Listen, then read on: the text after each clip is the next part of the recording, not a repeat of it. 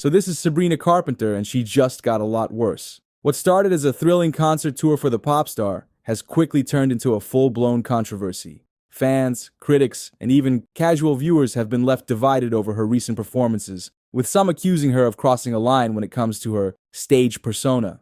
If you don't know who this girl is, you might recognize her from the Hot Ones episode she did a couple of months ago. And here's this bald guy winding it up with a context-heavy question that he's gonna land. No, oh my gosh, about that 30 was so seconds crazy. later. You just want to scream. Okay, Yeah. I do remember one time. Sabrina Carpenter's journey to stardom has been nothing short of impressive. She first captured hearts as Maya Hart on Disney Channel's Girl Meets World, where she built a reputation as a relatable, wholesome teen icon. But Sabrina was never just an actress. Her musical ambitions quickly set her apart. Over the years, she transitioned from Disney darling to a full-fledged pop artist with hits like Skin and Nonsense, showcasing her ability to blend catchy hooks with more mature themes. This evolution wasn't just a rebrand, it was Sabrina stepping into her own, shedding the limitations of her teen image. But with maturity came risk, and I'm not talking about the good kind of risk. Sabrina has never been shy about pushing boundaries in her music and performances. This latest chapter, though, has left some wondering if she's pushed a bit too far. This recent event is proving that not everyone is ready to embrace this new side of her.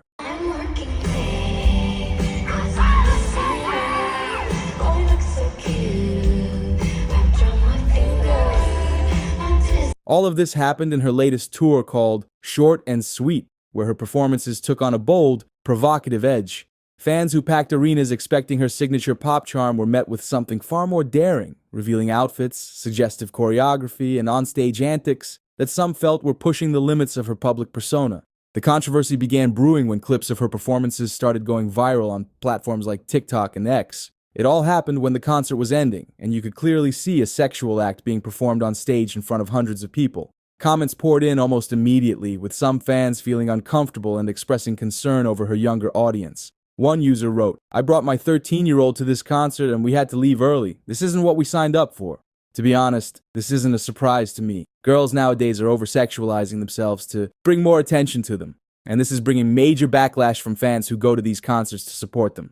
Parents weren't the only ones speaking out. Even longtime fans seemed conflicted, with many taking to social media to voice their opinions. Some criticized her for straying too far from the Sabrina they'd grown up with, while others defended her evolution, insisting that she had every right to express herself freely as an adult artist.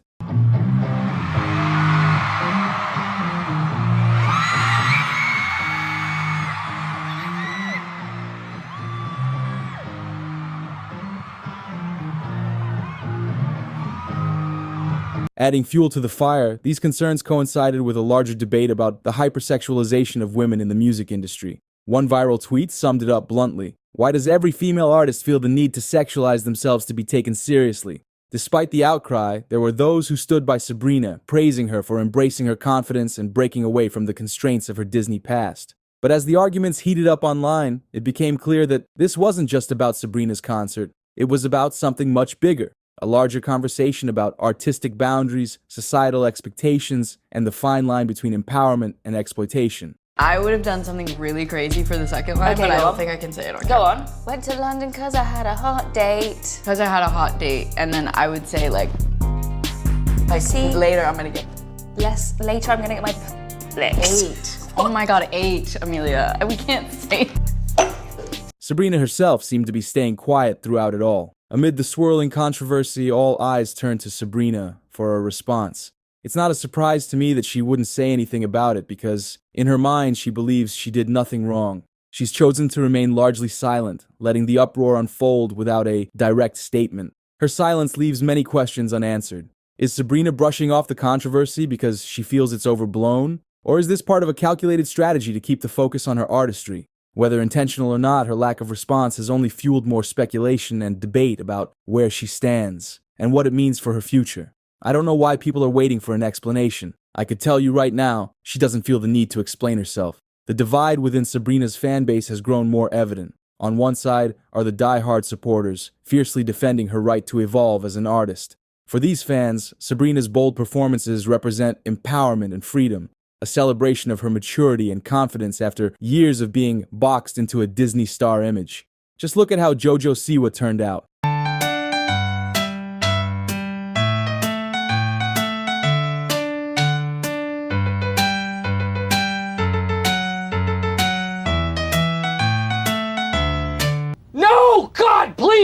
No! No!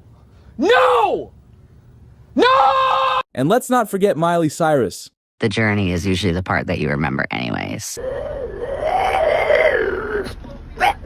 A significant portion of her audience feels disconnected, even betrayed, by what they perceive as a drastic shift in her image. Many of these fans grew up watching Sabrina as a wholesome role model and aren't comfortable with the provocative direction her career seems to be taking.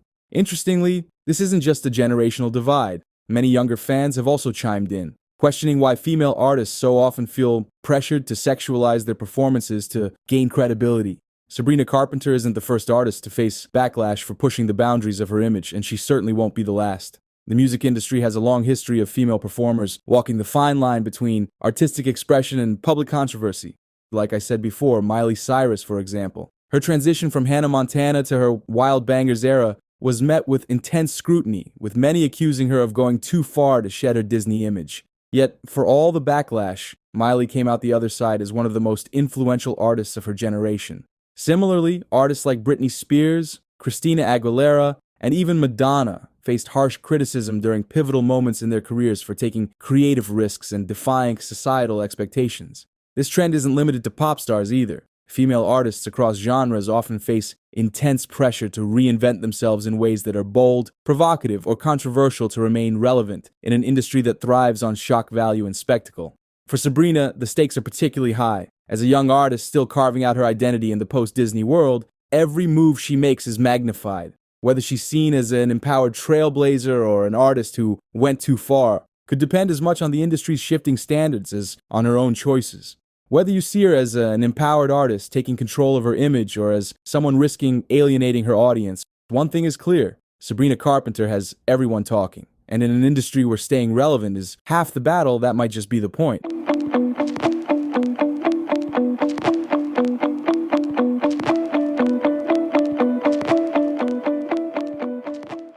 Now I ain't gonna hold you. I wasn't aware of Sabrina Carpenter until the buzz and debate started circulating about her, especially concerning her expression of sexuality. She is undoubtedly a talented and attractive, beautiful woman, okay? But I honestly can't name a single song of hers. And this is really because I belong to a different demographic and generation than the one that she actually represents. So, no biggie there. And with me not being familiar with her work and with my age, I'm able to see things objectively when it comes to how these young artists, especially those connected to major platforms like Disney, navigate their identities. Growing up and developing sexual identity is a natural part of life, especially as we enter our 20s. At this stage, many feel empowered to express themselves and share their beauty with the world. So I certainly hear and understand the arguments of others saying, let Sabrina Carpenter be a grown woman. She's not responsible for raising your children. It's your fault if you bring your children to her concerts, so on and so forth. However, it's near impossible to stop a child from liking and admiring a celebrity they've been watching for years. Also, we don't raise our children alone. All of society plays a role, let's be real. Yet, parents have influence and some control over what their children are consistently exposed to. With all that being said, let's get to the meat of this discussion. I cannot shake the feeling that there's something more sinister occurring with these young talents in the entertainment industry being transformed from innocent children to explicit hypersexualized acts. Over the decades, I've witnessed many stars like Miley Cyrus, Britney Spears, Christina Aguilera, and others begin their careers as innocent and wholesome figures. And over time, it seems that there is a deliberate effort to sexualize these artists. Why is that? Are we witnessing a purposeful attempt to change their public personas in a way that cultivates a certain image and influences their young audience? Something to ponder, you know? Now, some may consider this viewpoint overly conspiratorial, but when examining the landscape of Hollywood, it's challenging to overlook patterns that suggest a strategic agenda. The hypersexualization of young female artists is concerning, especially when we consider the impact it has on the impressionable youth who look up to them as role models. When I actually even think back to my youth, I was not sexually corrupt. I did experience SA as a child that affected me.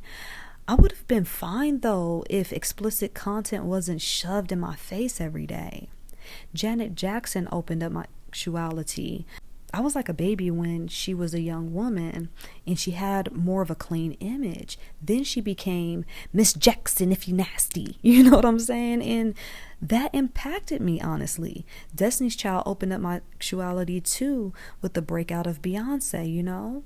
So this trend raises questions about whether there are deeper motives at play, an agenda that serves to corrupt the innocence of children by presenting them with sexualized figures.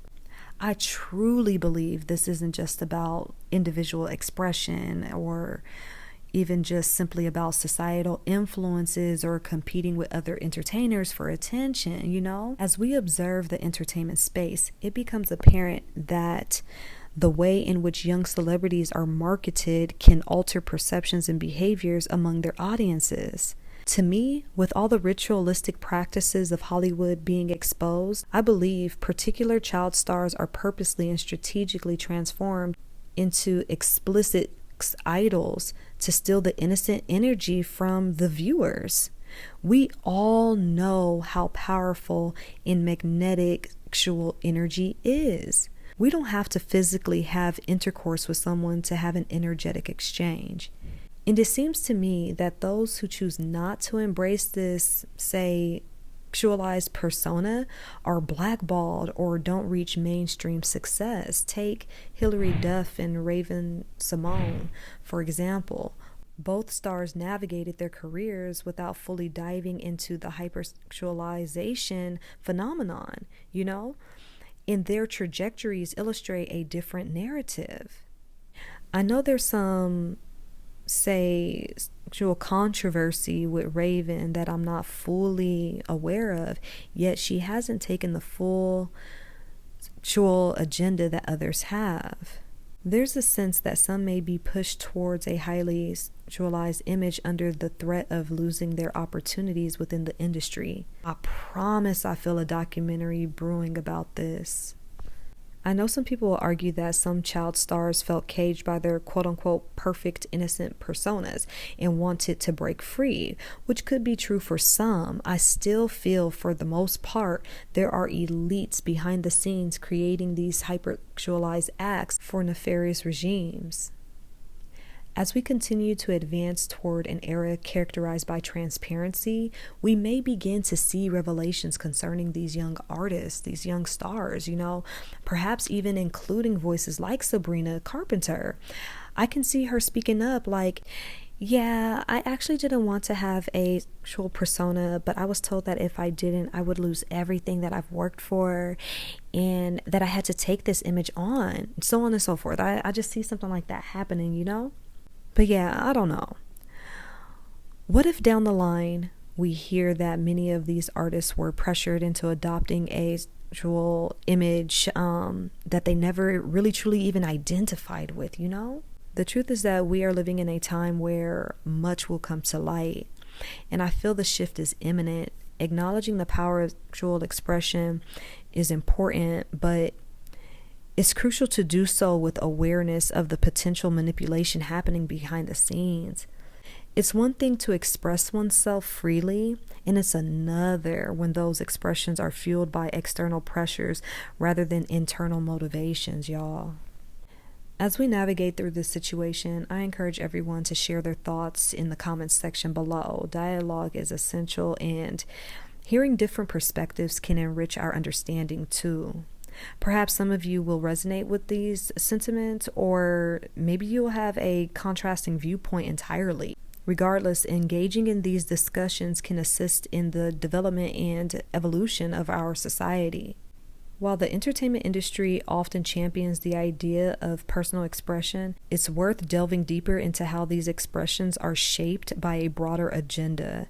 Yes, the competitive nature of the industry plays a role, but I genuinely believe that there are more layers to peel back here.